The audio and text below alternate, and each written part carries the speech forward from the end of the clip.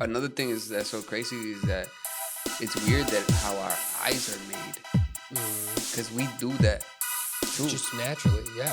It's so crazy, right? It's like automatic. It's crazy that we've come also so far to recreate kind of what our eyes are able to do, and it's crazy that we still can't get to that level of what, like, getting a 1-to-1 of getting a camera to be at the same length, like focal length. Time doesn't exist, there's more to what we see. Let's sit down, talk about it, let's just call it P.O.T, P.O.T, yeah. Let's call it P.O.T, P.O.T, yeah. Let's call it P.O.T. Yo, what's up, P.O.T heads? I got a dope episode for you guys today. I got a very talented photographer in the house. Before I keep going, I'm going to let him introduce himself. Hello, my name's Ethan Frazier. I run the account Frazier Visuals. I'm a graphic designer and photographer. Recently, I've been really digging into that photography aspect, but been really doing a lot of sports, concerts, events, a lot of just studio work, just letting all that creative juice out.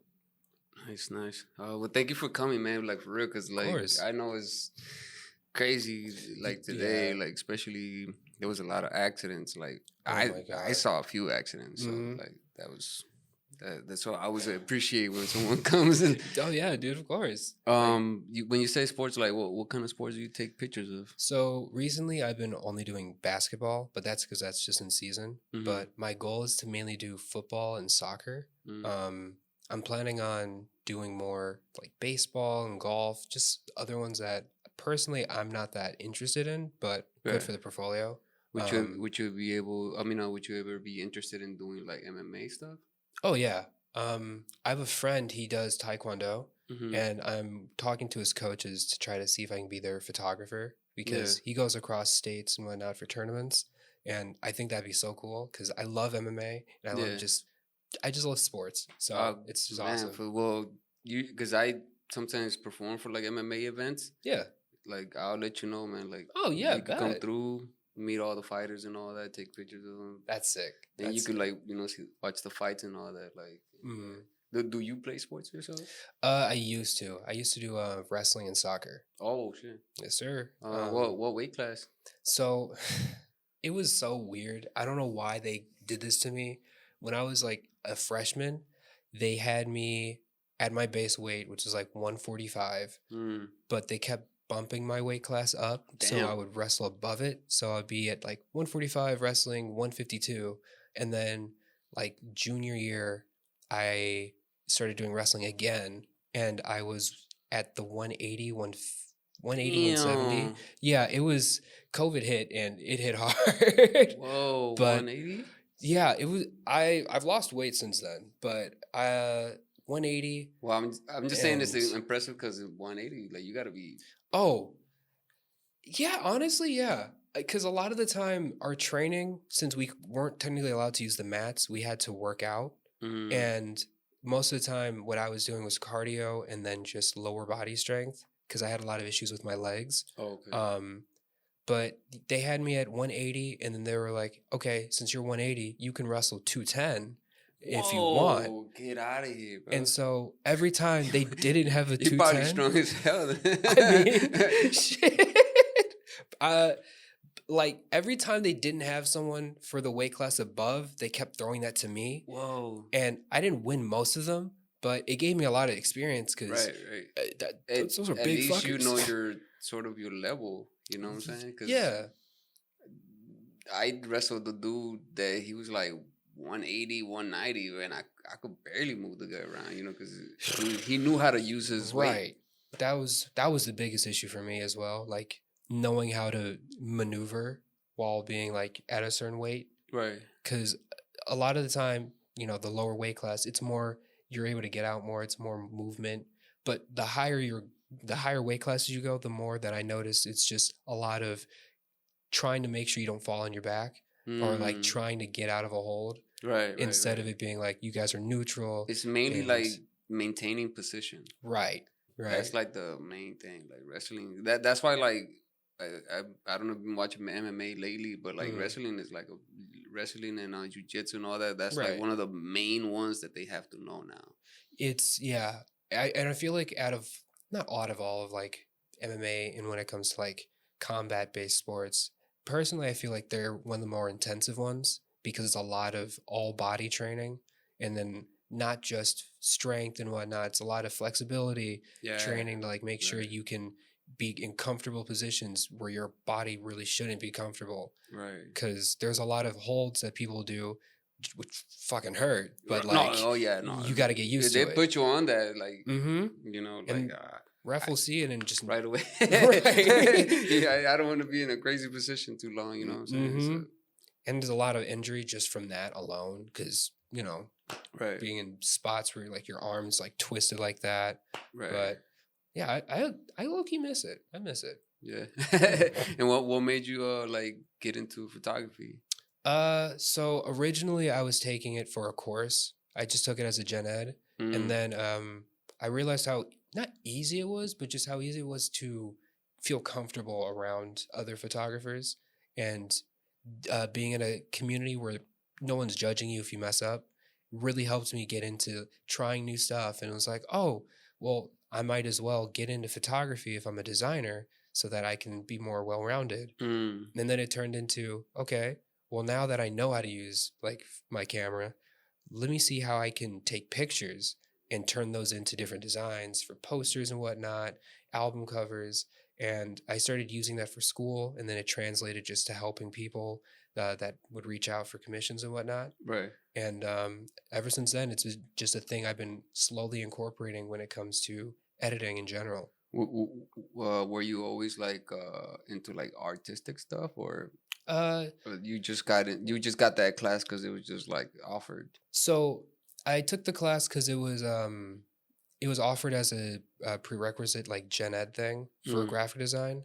But originally I didn't go to school for graphic design. I went to school for audio engineering and audio engineering and I think actually graphic design as well. But I was more leaning to sound mixing and whatnot. What school did you go for audio? Columbia, Chicago. Oh, Columbia. Okay. So I thought you went with these guys. Oh. I wish I stayed, but at the time they went on strike. So really? Yeah, they went on strike in like 2023. For what? So I believe the president was like laundering money, and then it was screwing over the part-time staff. Are you serious? Yeah, like holy shit. Part-time staff was getting fucked over. And every time there was an issue where it was like the part-time staff want more pay, want a union, they want all of this, the president just kind of ignored them. And then they went on strike. And instead of listening to what they were saying, he just fired most of them. So it got rid of most of my teachers from my classes. I never knew that was happening. Yeah, I never saw that much like media attention for it, for something that important. For right, because it's a big school. Right. I mean, it's a well-known school. That's why it's like in the like not center of Chicago, but in South Loop, you're gonna pass most of the buildings when you're going downtown like that way. That's why it's like that's crazy. Like, so I just transferred back to Triton College because it's cheaper and it's closer. So I was like, okay, I can make this work. Right. And then originally mindset was just get in, get out, try to figure out where to go after that. And then I got dragged in with photography and just been there since. Well, sometimes your thing finds you, right? Yeah, honestly, yeah. Because sometimes you go in without a plan, and then next thing you know, you're like, oh.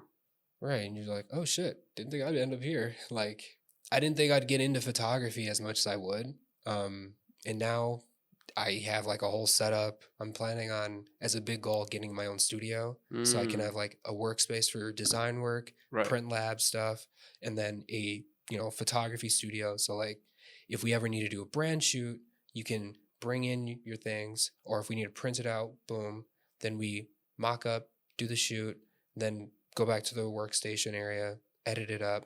We talk about it all there and keep going. That takes a lot of equipment, right? To like do things like that. Yeah. It would be a lot of mainly like camera equipment, lighting stuff. And then on top of that, getting like the right materials for print resources and then constantly replenishing it. Right. But I feel like it's worth it because down the line I could rent out that area. So if people ever need a place to like, I don't know, print shirts or print different things onto certain things. You have that, and then you can do a photo shoot with it. Right, because one thing that I've noticed is like the best thing to shoot for is to build a business, right? So, some type of way, and you seem to have that type of goal in line, like to create a business. But as far as photography, how long have you been doing it? I started doing photography, I want to say winter of last year. So around about a year now.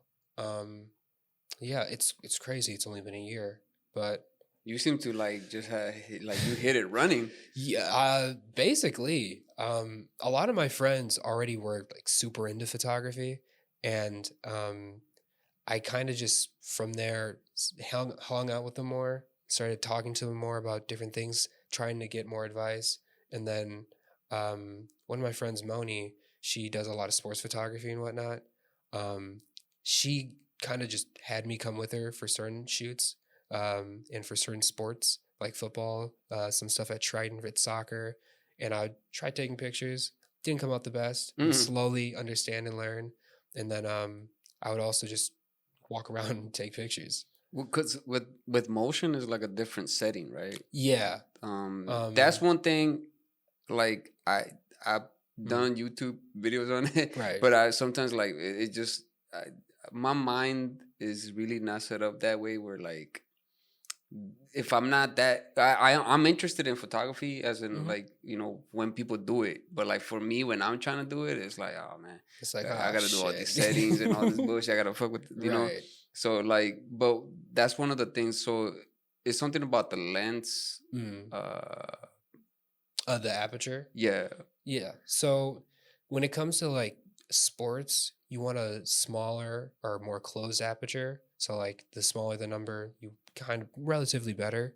The one I mainly use for my camera is a 24 to 70, and the lowest aperture it goes to is 2.8. And even if I zoom in and zoom out, it'll stay at that fixed, aperture, which is really good because it helps not blend, but blur your background. Yeah. Then, can you explain that a little bit real quick? Because, in case. So aperture is the variable of how much light is brought into the camera by the shutter itself closing. So the smaller your number is, the smaller the hole will be for light to come in. Right. And then the bigger the number, the opposite. Oh wait, I said that. Oh my god, I said it backwards. Basically, 2.8 would be this big, and then if I said like f22, it would be super small like that.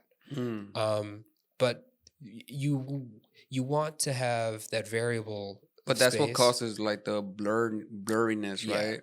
So it'll either blur the background or keep it focused. Yeah. So the higher your aperture, the bigger the number, the more stuff the camera's going to keep like unblurred, basically. Right. And then the smaller, the more the camera's going to block out.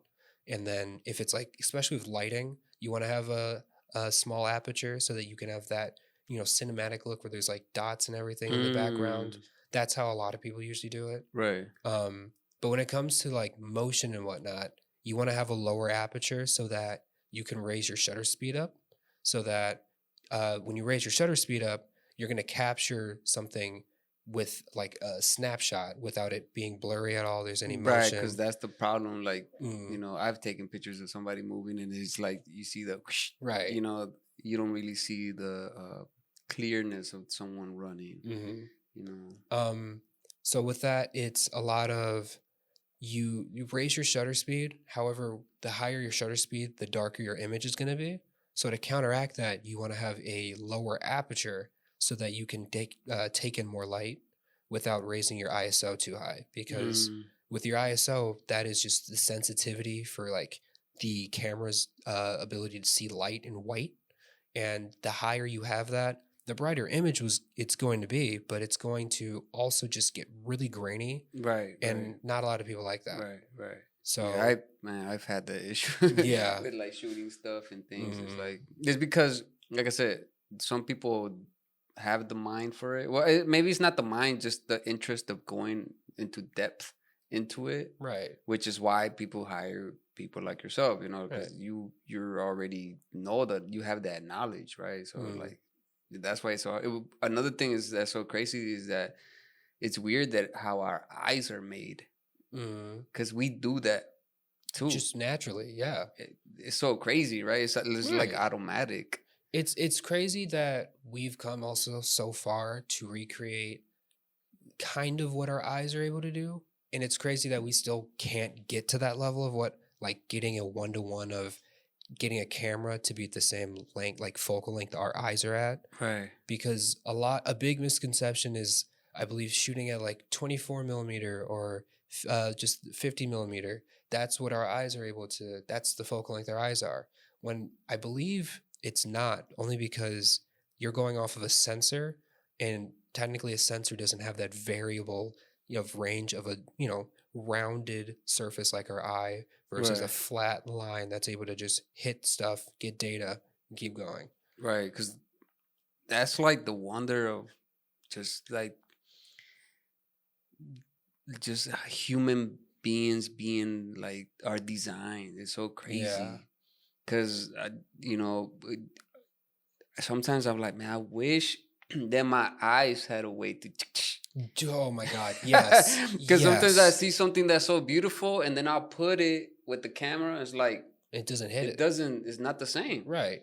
I don't know if it's my perspective of what I'm feeling for this, but then the camera is not gonna have that. Right. I hate when that happens, because a lot of the time photography, it's just trial and error.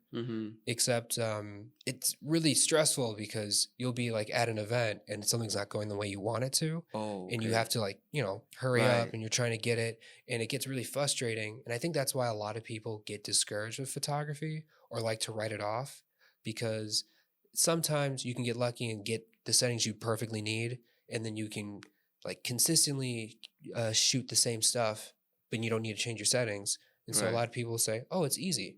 But then if you have a certain vision in mind and you're trying to capture it and you can't figure it out, suddenly it's like, oh, this is fucking that moment in time, right? Because if it's not a control setting, like a concert, a game or something, you're not going to have time to deal with it. If it's a control setting where it's a studio and you're shooting someone, you can change the lighting, change your settings, real time.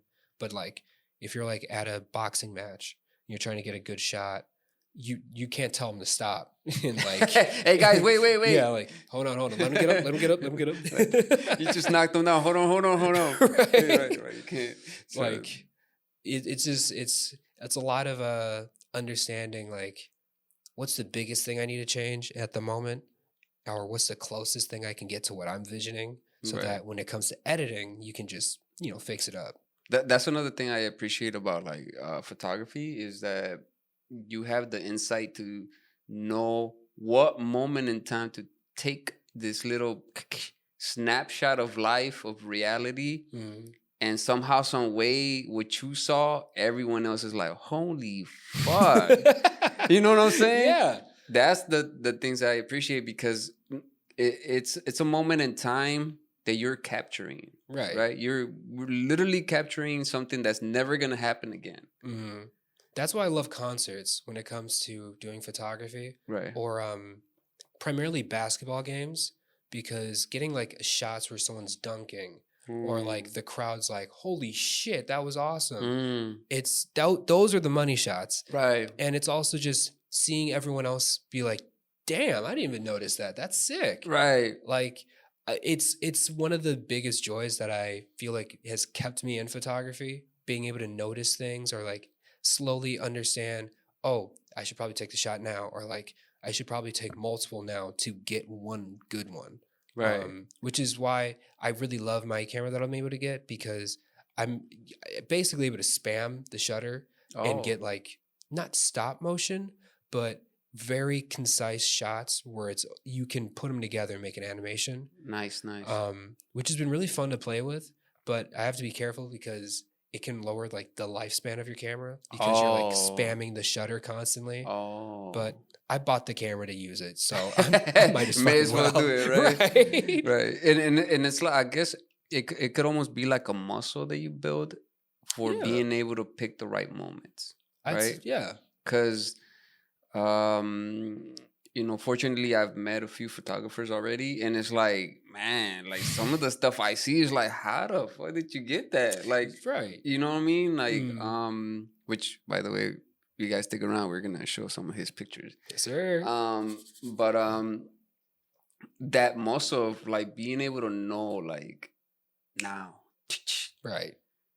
It's a big thing that at least it helped me. By my house, there's a zoo. I love constantly going there because just all the animals are just there and present, and you can, no one's telling you can't take pictures. So it's a good way to kind of tell yourself, okay, I want this shot. When should I take it? And then there's people moving around. You have to make sure that the sun isn't in the way, lighting is in the way. You have your variables right there, and then you have your goal. And then from there, you're able to move on and be like, okay, these people are about to like walk in front of me. Let me see if I can take the shot now. And then, okay, I missed it. Let me see if I can go this angle right now. And then you slowly but surely get that mindset of when to take pictures and when not. Because that's another thing. That's a good thing you mentioned it. The timing, because it is timing, right? Mm-hmm. Not only do you have the perspective of knowing when to take the picture, but like the timing of it. Right. Which is also another weird thing that we all somehow fail to notice sometimes. Which, like, to be fair, I can understand why some people wouldn't notice it or like draw attention to it or give it that, like, that's hard to do, because in the moment you'd probably be thinking, oh, I can do that. It's like, oh, that's the moment. I can just, okay, I got it. But when it comes to getting the moment and making sure that it looks good or making sure that you're conveying an emotion or a certain aesthetic. That's the difference of a regular person taking a picture and a photographer who's been doing it for a while. Mm-hmm. Like, it's that emotion that you could convey through the picture. Exactly. That's why, like, when it comes to like wedding photographers, I commend them, because as much as I really want to do weddings and whatnot, I could never be able to like get those shots where it's like the bride and groom dancing and they're laughing and everyone's happy, or like the shot where just the bride tosses flowers behind her back, or like mom and dad just looking at everyone. Shots like that where it's like you have to keep an eye out, you have to keep moving around. Yeah, I could never. I went to this wedding, man, and like the photographers are like, they had like 3 or 4 of them, and they were all just like, just everyone on it, like just waiting crazy. for something up. You know, like, and I was like, damn, that's crazy. Like, and another thing I found like amazing is they shot some video at the actual church. Okay. And we watched that video at the dinner, which is only like 2 hours later. Oh, like, shit. Bro, what the fuck? I think they had like all their editing stuff in a van or some shit. Yeah. A thing, like, I had a similar situation when it came to like a turn back time like that. I went to a basketball tournament and I got asked if I could edit pictures for halftime. Mm-hmm. And I was like, I don't know how many pictures you need. It's like 15. I was like, okay, that's not bad. I can do that. Only issue is I'm one of those people who overshoots a lot. Mm-hmm. So I gave myself like a limit, and I was like, okay, for at least period 1, period 2, I'll just make sure I take at least 30. So then that's at least half that I can get out of the way. Right. And that gives me some room if like I mess up, and I can delete and keep going. And it was a lot more stressful than I thought it would be, only because I didn't understand. It was like, oh shit, Wi-Fi is an issue. Editing's an issue. And if I can't use Wi-Fi here or get at least my hotspot or something to work, there might just get like the raw picture, which isn't bad, but I wouldn't want to send it to them just because I'm like, I could do better. Right. Which was the issue of like making sure I don't over edit and like I get the picture sent out as fast as possible while it still retaining like that consistency in each. which took a minute, but I still love doing. Yeah. Like, I mean, that's the thing with like following something. It's like we're giving ourselves this quest. We're giving ourselves this little work. Right. You know, if you're chasing music, you don't have to do it. Right. But you're giving yourself that task. Mm-hmm. You know, like you were like, hey, you need these pictures? All right, I'm going to take it on. Exactly. And that's what, you know, that's how you know that that's what you want to do, right? That's how, when I look at it, if I am doing something and I'm like, okay, I'm not getting paid, I'm not getting like anything out of it, but I'm still enjoying it. Is it because A, it's like I'm playing a game, or is it something I'm genuinely like, this is something I could see myself constantly doing and I have no issue? Like if someone's like, hey, can you do this for free? Sure, fine, yeah. That's, I think, what really helped me get into designing and editing, and then merging like pictures so I can make different compositions where, I don't know, like I'll take a picture in a studio and then I'm like, this reminds me of like something from a comic, and then editing it, removing everything, making it look like it's something from a comic or something you'd see on a poster, and being like, that's the thing I got. That's what I wanted. And that's like the weirdness of life too, right? Like there's like, it seems like there's an energy that one builds, and eventually if you're just doing it for the love, you're really genuinely doing it for the love, somehow, some way, opportunities are gonna come your way, right, that you didn't even know you had. I think it's because you can tell yourself that you're being like genuine when you're trying to do something that you're there to get paid and you don't really like doing it that much, but people will notice, at least here and there. It's like, he doesn't really care. Or it's like, oh, well, you are only doing this because I'm paying you. If I told you, oh, this is not paid, you're just leaving. You're not helping me at all. Or you won't show enough interest. Right.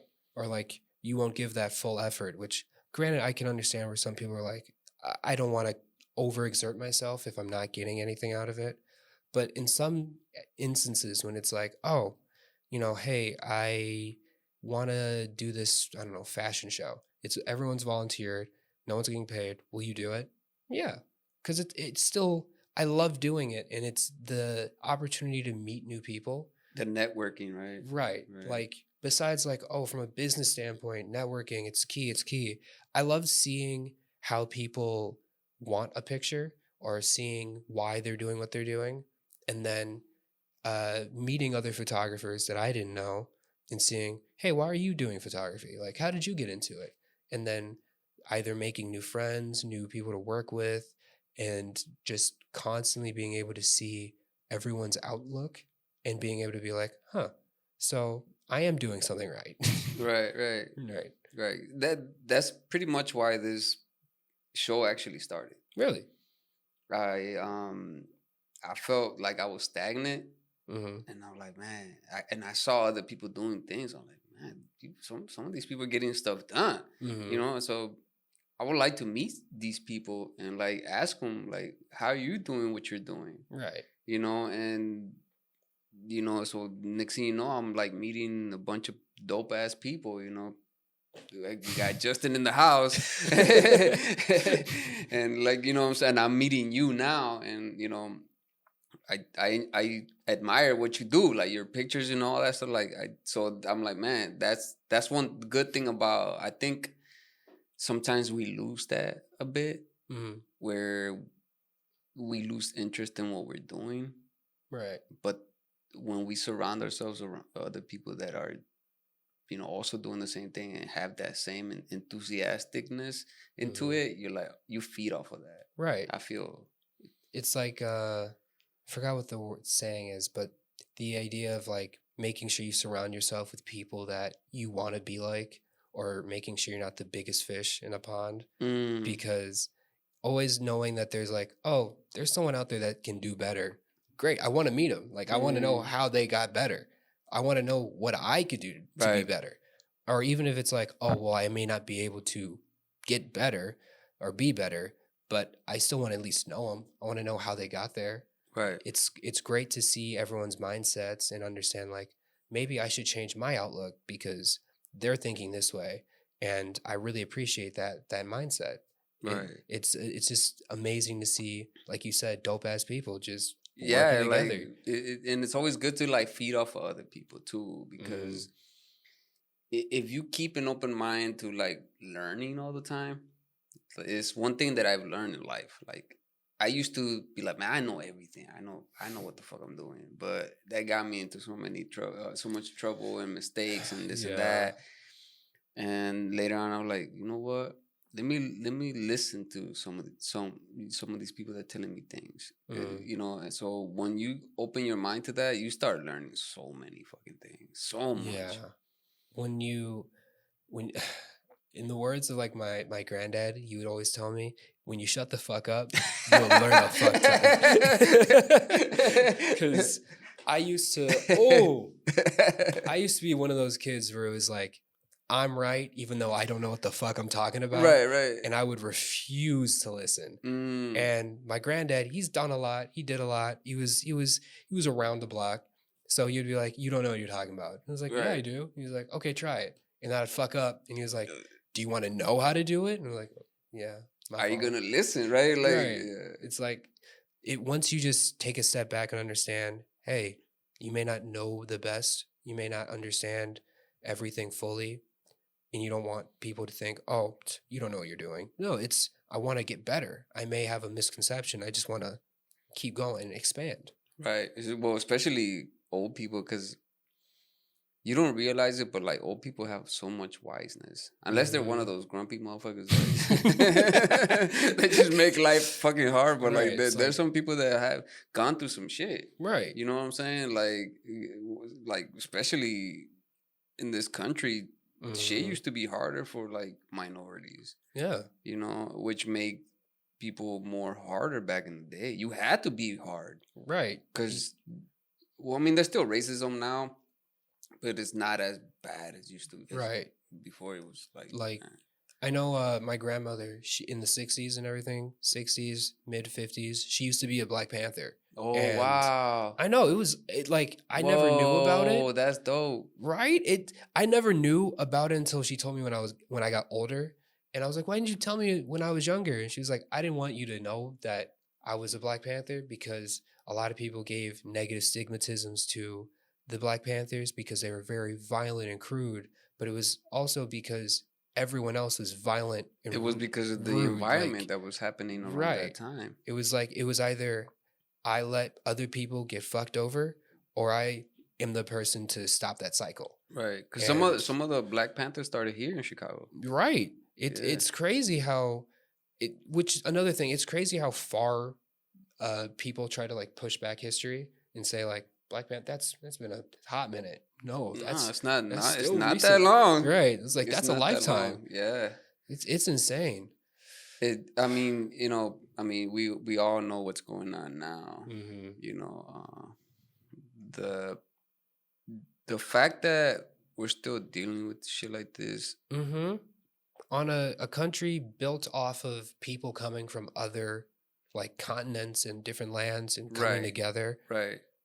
And we're still treating people who come from different continents to come together like aliens and vermin. It's fucked. Yeah. That's the thing though, is like the old world thought was, oh, your color makes who you are. Right. And the new age is like, nah, that's not what it is. If someone's an asshole, they're just an asshole. Right. It's not because of their fucking race. Exactly. It's because they just happen to be a fucking asshole. Right. You could be white asshole, black, whatever. Any color. Any of them. Mm-hmm. You know, I got Mexican friends that I'm like, bro, you a fucking asshole. Right. It doesn't matter. That's not even it. And the generations that brought us up, they have that so much, like almost tattooed on their fucking being. Right. All that trauma and everything from just all the experiences, and literally they grew up with it compared to us, where it's like, it's not as prevalent, but we're not dealing with it face to face as much as they are. Right. Which I can understand where my grandfather and my grandmother were coming from when I was younger. And I had people like make comments and whatnot about me. And I think, oh, they're being friendly. And she was like, no, don't let them say that. And be like really hostile. And was like, just give it a minute. Just be chill. Just chill. Right. Like when it comes to people always being like, oh, you know, he's an asshole. Like you were saying before, he's an asshole because he's brown. No, everyone can be anything. Yeah. And a thing that I've been very quickly, like realizing is a lot of society has been painted to be shown in that way from just deep-seated like racism from development of certain like industries or just people in power. When I have noticed in other places of the world, it's not so much your color, it's what you can bring to the table, which is, I think, the most vital thing that we should be taking away from it of, okay, you can do this and you're being like really helpful. You're being a good person. It doesn't matter what you are. You're a good person. Right. Like I don't care where you came from, as long as you aren't saying like the most deplorable shit, and that's supposed to be our representative. I'm cool. What I've noticed about this the newer generations now, they're more accepting. Right. I think that nowadays there's a new wave of energy where you're like, I'm more going off of someone's vibe than their race. Yeah, exactly. And I think that's I think all humans, we have that shit. We're like, you could feel people out, you know what I'm saying? And this new generation seems to be that way now, which is better for me, in my perspective, my opinion. Yeah. That's a better way of being, rather than being like, I don't mess with them because they're this or that. Right. It shouldn't be that way. You know, we are all equal. We are literally all equal. Yeah. You know, and it's just the way this world has been built upon money. The powers that be, they don't want people to be together. Right. They don't want to, because there's no money in that. Exactly. And once people get together, like what happened today, what there was supposed to be a blackout where people stopped going to, major corporations and whatnot, and there's protests downtown. Once more people come together and understand that they don't care about us, they care about our wallets, and start taking away that money. Yeah, that's more power to us. Yeah, because we're not names, we're numbers. Exactly. Like, and if you're not creating things out of someone, like you're not pulling whatever the fuck you can out of them, right? Then they don't have no power. And keeping us separated is a big part of it. Like, you keep us fighting, you be like, oh, you're black, oh man, fuck you, right? They keep us in that mindset, then they got us all like enslaved. Exactly. And it's not like that anymore. I've noticed that this new generation coming up they're not that way, and I like that. I like the fact that people are changing their perspectives about that type of thing. There's still a lot to learn and shit. And another thing I don't get is, why the fuck do we have to have Republican and Democrats and all this? But right, why don't we just grab the best ideas from everyone and just merge them together and let's run this fucking country? Because we all want the same fucking thing. Right. Especially like with what's happening right now with the different things happening in Minneapolis with ICE and everything. There's no more, at this point, it's no longer like, oh, left and right. We are all the same people, and we are all going to get fucked over. Yeah. At the end of the day. Like, even if you try to support them, they don't care anymore. They've made it very clear. Yeah. Like, at this point, we need to stay together, because the things that, the Constitution, different amendments that we had to help go against this issue is slowly being undone, because we're so disjointed, and it's being this issue of we can't bring attention to it fully, Because right. Some people will be like looking at the issue and others will be bickering. And it's like, oh, now they're looking. Now these people are arguing. It's just we need to all be what to me, like, the biggest problem is, like, when a government attacks its own citizens. Mm-hmm. They're attacking their own citizens. I mean, they're doing it to immigrants and things like that. But, like, now you're killing your own citizens with no remorse. Mm-hmm. Where you have the actual leader being like, I saw the video, and it's like lying about it and saying like, yeah, he was a terrorist. It was like he didn't do anything. No, it was just we all saw the situation. Everyone saw that video. Mm-hmm. And make it what you will, but the truth at the end of that's another thing one thing that I don't like about the media and all this bullshit, because everything should be about the truth. Right. Yeah. At the end of the day, truth should always be the one standing. Mm-hmm. I don't give a fuck if you could be a Republican, Democrat. Are you saying the truth? Right. Is this what actually happened, or is this your narrative? Right. Because trying to say like, oh, Renee Good, she was trying to run over that officer, even though the officer walked in front of the car, and then she turned away from it, and happened again. Right. And instead of either way, even if like it happened and you're trying to defend the officers and saying, hey, going down or going forward, we'll make sure we train officers to not do that, or to be extremely hasty when it comes to using a firearm, because that should be the last thing. Yeah. Because if you think hard enough, and if you are able to talk and understand, the civilian in question, you should be able to de-escalate the situation where that isn't an issue. Right. That shouldn't even be a thought. And just that common sense just goes out the window, apparently. Like I said, I think a lot of this has to do with money. Mm-hmm. And a lot of this has to do with some of the truth that they're trying to hide, especially with the Epstein files. Oh my God. But that's another whole cake of its own. That's a whole nother meal of its own. But, but again, truth itself should always be displayed, right? Like photography, that it's so absolute, right? Mm-hmm. Once you take that picture, that's it. You can't do nothing about it. You can't go in real time and change the picture itself. That's what the fucking camera captured. That's what you got. Right.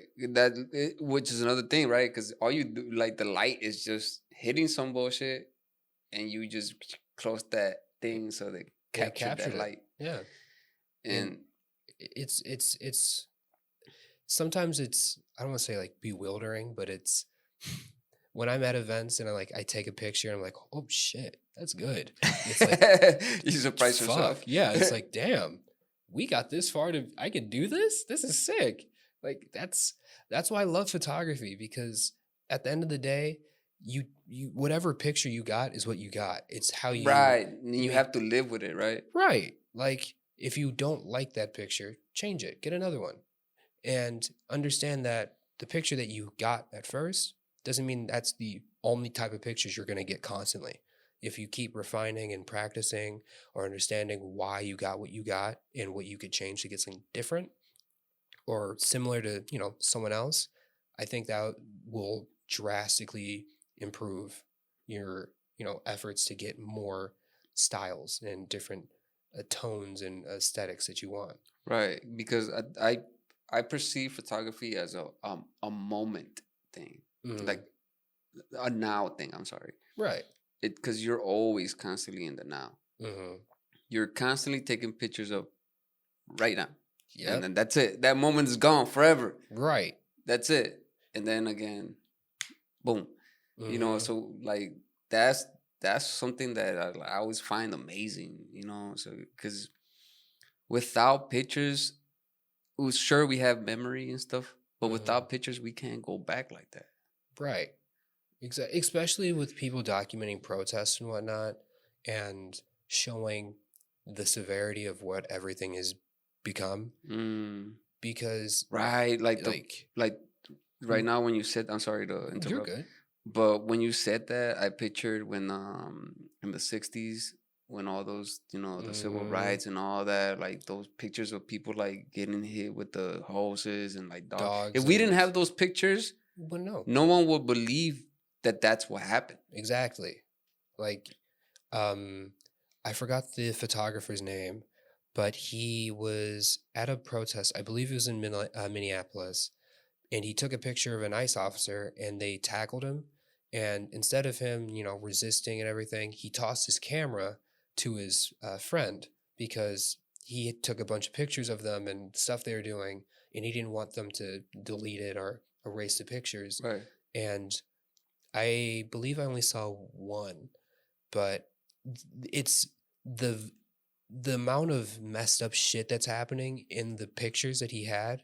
It's insane, and it's something you would see in a history book as like the ICE officers and like how they did these horrible things. Right. It's just sad that there's so many people trying to erase it so that, if they're doing something wrong, they don't want to be shown in history as the bad guys. Right. It's fucked. Well, if you think about it, photographers are also historians. Oh, yeah, for sure. Like literally historians. Mm-hmm. But we don't look at it that way because we just see, oh, look at this dope ass picture. See this picture. I'm done. And that's it. But like, nah, that was I just said it. It was a moment in time that is never going to happen again. Right. You won't be able to ever recreate it. And, after that, it's just like, if you don't have the picture, you don't have something to show, a lot of people will be skeptical. And if you're like, yeah, dude, the Wright brothers with that plane. Yeah, those some fucking crazy motherfuckers that try to fly. Right. And it's like, that's not true. That didn't happen. It's like, well, that's the picture. But if you didn't have that, you can say shit, almost anything. Which is why like documentation is so important in this generation, because there's a whole lot of slimy shit happening, and keeping the receipts is the best way to counter it. Right. Like, speaking about slimy shit, what do you think about AI?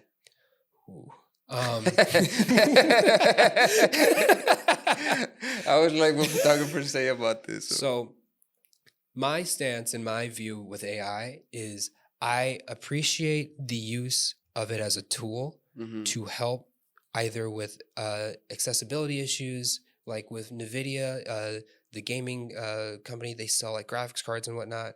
They're making programs for people the game for it to basically play itself, or to constantly help give you tips. Or if you can't figure out something, it'll give you like a step-by-step guide that's really watered down. I only like that because I know there's a lot of games that say they have accessibility processes and features, but they're not actually really accessible. So different things like that would be helpful.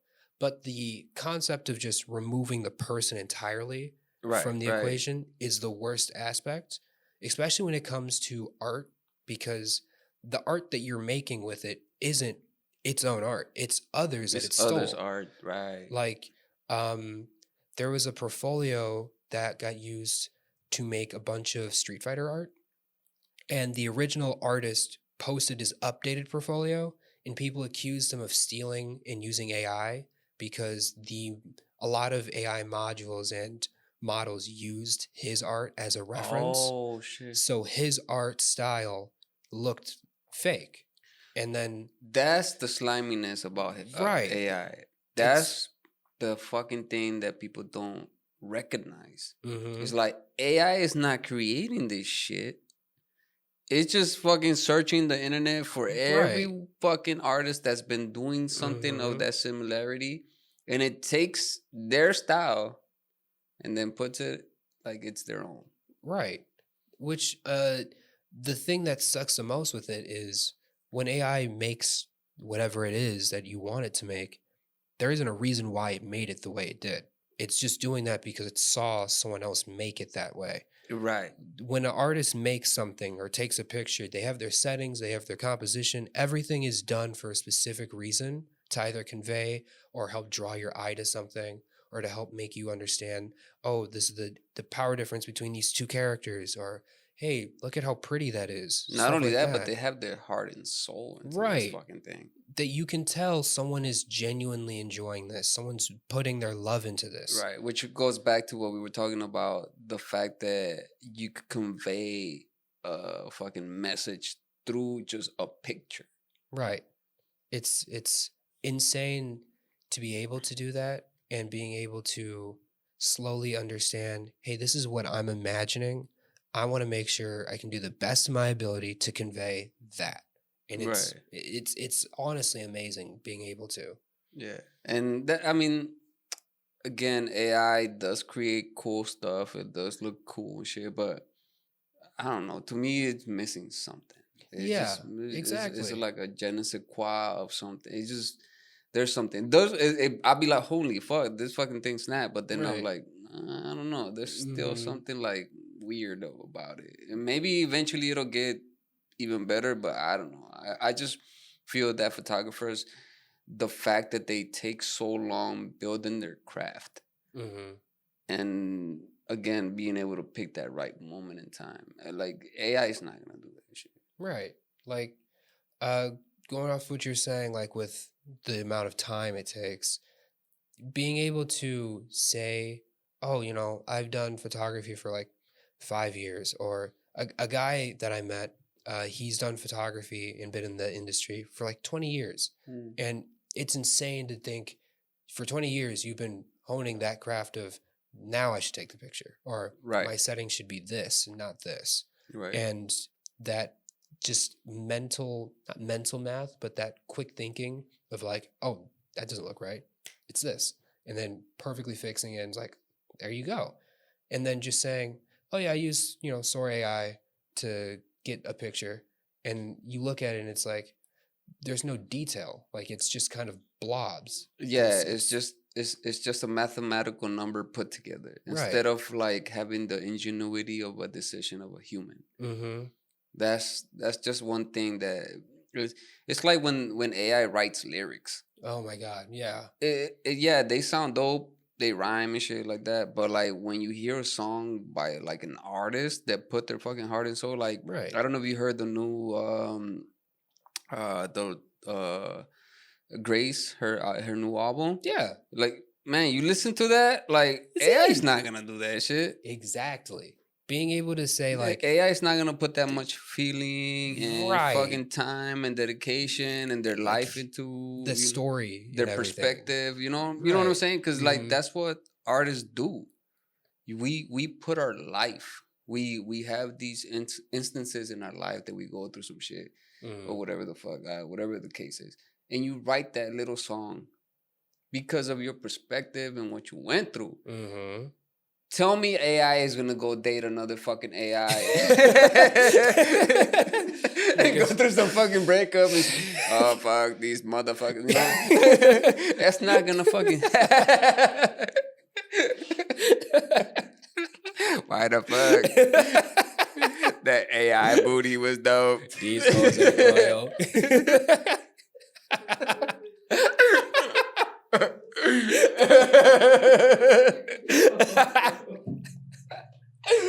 But you know, oh shit! Oh my God! Oh man, she broke my 1101. Bro. But but that's what I mean though, right? Like being human, you're going through experiences. You're at the concert, you're listening to these artists and you're like listening to the music. You probably like the artist too. Right? When you're there at the and you're like, oh shit, I know this song. And this is gonna come up. And then now you're getting ready. Now you took that fucking dope picture and you're like, whoa. Like, I have a goal for myself. It's kind of I have 2 goals technically. There's an artist I met, his name's Greek. Awesome. Love his art. I love his music so much. I met him one time just to take pictures with him, with fans and whatnot. And he's going to be on tour. And my goal is to get a media pass, or at least be a part of the media team for his tour for when he comes to Chicago. And the same thing with Bruno Mars. Oh, shit. That one's a lot harder. That'd be dope, bro. I'm trying. That'd be dope. Yeah. It's small baby steps to slowly get to that goal. But you know how it is. And you are already creating the energy.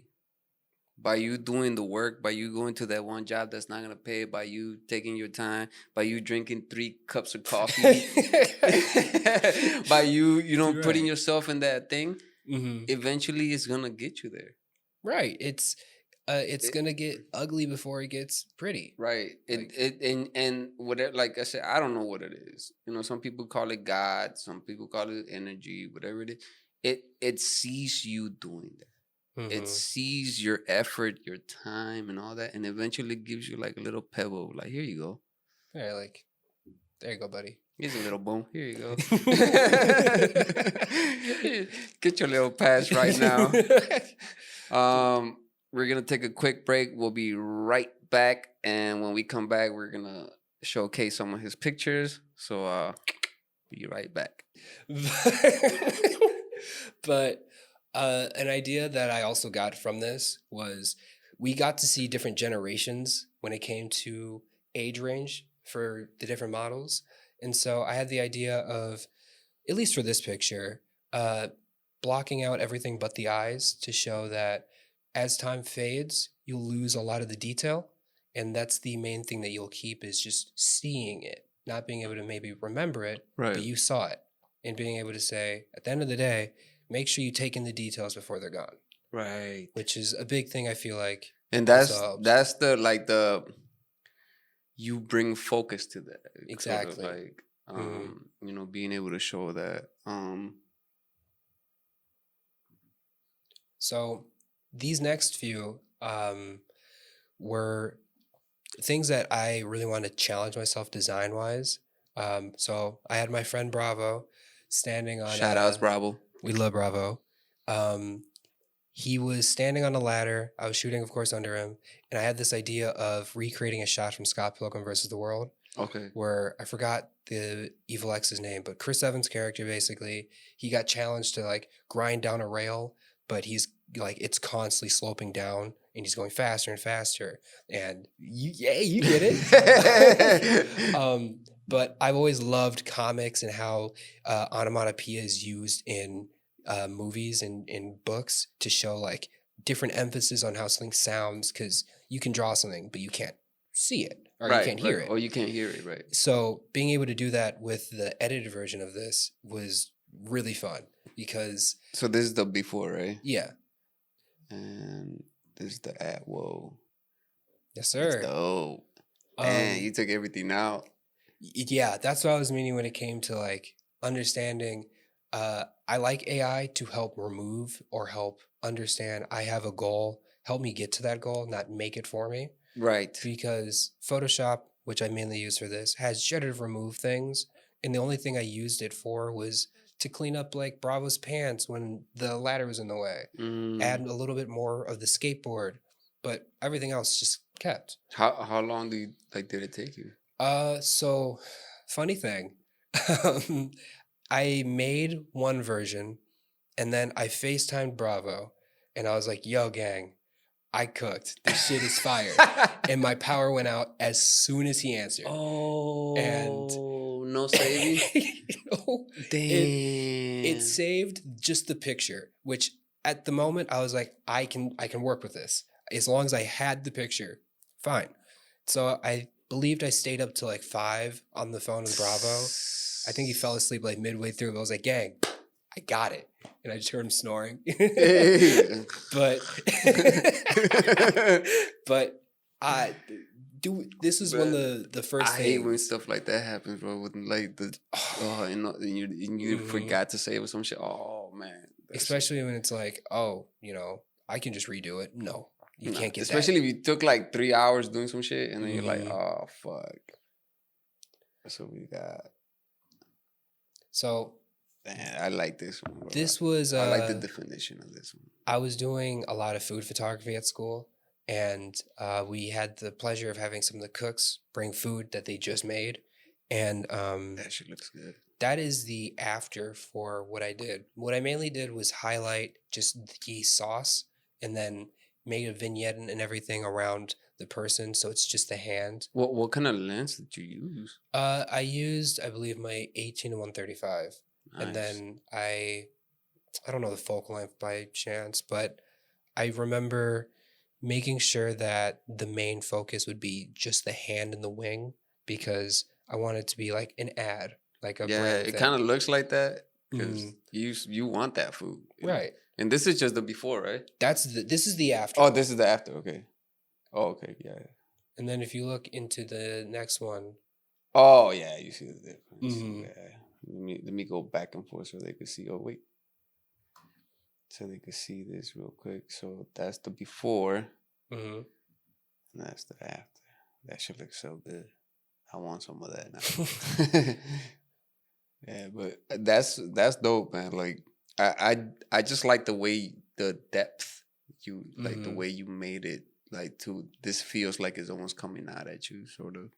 I get you. It was that's why I feel like when it comes to artists, sometimes they'll have something that doesn't look good, but they have the vision and no one else can see it. And that's why I really appreciate artists, because it's a whole lot of trust the process. Just trust. Right. And like pulling out those details no one else saw. So stuff like that. Yeah, they should look that's dope.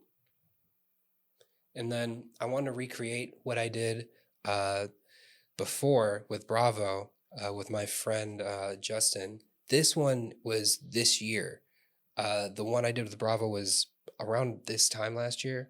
And so I was like, okay, now that I have a better understanding of lighting and everything, let me see if I can add in light, add in more perspective into the pose, and see if I can get what I want the same way. And I was really proud with how I was able to do it, because it was, I don't know how, I just kind of did it. So that was the before and this is the after, right? Yep. Oh, okay. Is that like when it's not a filter though, right? Because it's not. What? The like the changes you made. The changes. So technically, they're just layers in Photoshop. Oh, so yeah, because you removed everything too. I forgot. I didn't even notice that. So I always make it a goal to keep it non-destructive with editing. So if I wanted to go back, I can just delete the layers and not reopen a file, so that I can just keep working in one spot. But that's one of the main goals I had with this, was trying to make sure I could capture perspective in my own way. And I think I did pretty well with it. No, yeah, that looked fucking dope. Sir. Let me see. And then this is my friend Hannah. This was during like October, before it got super fucking cold. But she is a dance instructor. Yeah. And she wanted... I sort of kind of like figured, because like you could tell she's using her body and right. Her posture and like form and everything. That's like a dancer's posture. Right. But that was on the Rainbow Bridge, and one of the big things that she wanted was to make sure color gets conveyed. And I made it my goal, because I love colors and whatnot, which worked perfectly with the lighting. Because if you look at the after... Right. You can see how much I was able to help bring out the colors. Ooh. Whoa, look at the difference. Watch, I'm before, after. Yes, yo, that shit looks fucking sick. That looks dope. This is one of my favorite ones to do, because I just love the Rainbow Bridge, because the colors, and then being able to edit the colors to not be oversaturated and like you lose the detail was a big issue, because I was like, oh, what if it just looks like colors and not just like wood that's, different colors. And I was able to slowly but surely just tweak it out, and I think captured it pretty well. Right. And I mean, what we're seeing right now is not as gonna be as clear as when they see it, so they're gonna get to see like the even more detail of this, because this looks fucking dope. Like, that's crazy. I'm pretty sure she loved it. Oh yeah, it was. She used it for a portfolio, I believe. Oh, nice. And then this is, I want to say more so of a street photography style. Right. I went to Botanical Garden with some friends, and I love capturing people when it comes to like observing flowers and whatnot or taking in moments. And so this is one of the perfect moments because the scene itself is already framed. Right. So when you go to the after, you can see just how much all it is just cropping, bringing out some details. Ooh. And then it's like a perfect crop of a circle. And I loved it. So you like, I didn't even notice that. You just highlighted everything by sort of removing the color almost, right? Yeah. That's fucking dope. I'm a big fan of black and white. Yeah. So being able to have black and white and there's different levels of black and white in a picture was the biggest goal for me because I don't want to take pictures that are black and white and they just look flat. So being able to show that there's different tones and different colors and whatnot in a black and white image like this, it was just a big accomplishment. It's crazy because you could almost hear what they're talking about. Right? It's a story all in itself. Like they're like looking at a flower or like reading the description of something and they're like, haven't I seen that before? Yeah. And it's like, no, I don't think so. Don't we have? Right. Something like that. Yeah. Mm-hmm. That's crazy. That's the power of being able to pick a right moment because you sort of like say a whole story without even knowing. Exactly. And then this is my friend Rocket. We did a shoot and I loved the texture that his pants had because of the lighting and everything we had. It looked very editorial. So I wanted to try this style that I've always seen where people make different edits and cutouts on a picture. And so my biggest challenge was making sure I did it in the right process. And I think I turned out really nice because the idea was to have every piece of jewelry that he had that he like really liked as different statement pieces as cutouts to show that it's like the idea of a vision. Where do you get like pants like that though? That should look dope. He made it. Oh shit. Yeah, that's what I was like.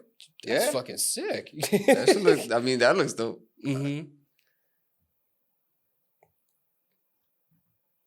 And then this is one of the pictures that I took for the Crown of Excellence exhibit. Mm-hmm. We didn't use it, but I loved it because of black and white with leather is amazing. Yeah. Because the reflections and the details of the lights and everything.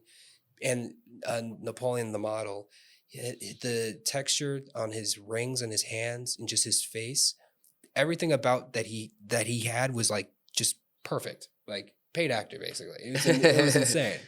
Did you take this one already black and white or? I took it in color and then I put it in black and white. And I usually am like, that's the biggest challenge for me of like, do I like it in black and white or do I like it in color? And I think it has more power like this. I agree. Oh my God.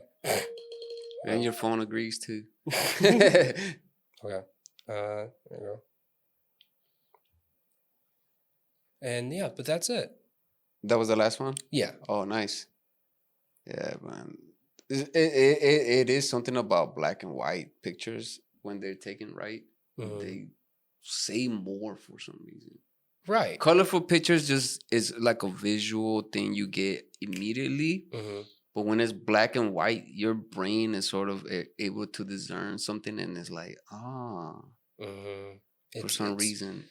I think because you remove so much information, your brain makes it up. Exactly. Right. Mm-hmm. Exactly. So yeah. I think that's why it's so impactful because everyone sees something different. Oh my God. Hold on. There you go. Getting a call? Yeah, but it'll be all right. Okay. Yeah, man. So that was pretty good. Thank you. Yeah. Again, bro, thank you so much for like coming through. Of course. I know the weather and all this shit, so I'm even more grateful because I know, and plus you live pretty far, right? Like, yeah. So, there you go. I know you're getting a call, but so before every podcast, I always do like a little freestyle and stuff like that. Oh shit! I don't know if you freestyle. Oh, I don't. I take the pictures. I don't rap. Ooh. Fortunately, I didn't get to upload one before, so I really don't know what's gonna play, but I'm hoping this will be So thank you again, bro. Thank you so much. Hopefully people enjoyed like what we watched. Right. And I'm gonna do this freestyle and we're gonna end the podcast like this. Hell yeah, bro. Hopefully it's a good beat.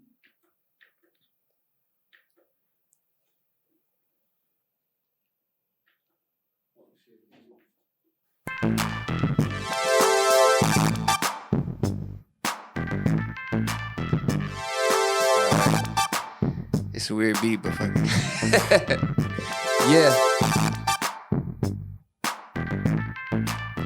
Let's go. Yeah. With the rhymes, I go on an adventure just like Frodo. Yo, I throw photons at your eyes so that you can see this photo.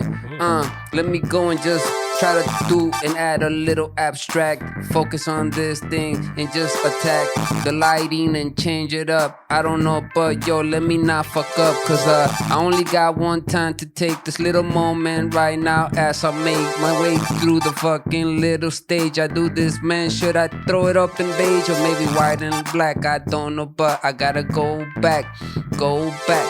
Yo, my boy came through here and we about to go out of here like that. Take another snap back. Take another snap like that. Girl, I know you like that. Hold on, change a minute. Nah, we changing positions. I got another mission. Yeah, this the intermission. Fuck it, I don't know, but yo, thank you for coming through, bro. I do this cause I know I saw a lot of snow out there in the car. But yo, no, let's go real far towards the stars. I'ma go past quasars. I'ma go past Jupiter. And maybe I could go further. But this is the end of the pod. Thank you. Thank God. Let's go. That's that. Yeah. Thank you guys for tuning in. Thank you for being here, bro. I really appreciate it. I had a lot of fun and it was really informative. I learned a few things. So is there anything else you want to say before we? Always chase your dreams. Always chase your dreams. Do what you believe is what you want to do. Don't let anyone tell you what to do. And fuck ice. Hey, I like that. So thank you so much for being here, man. Thank you guys for tuning in. Spread love, and most of all, love each other, y'all.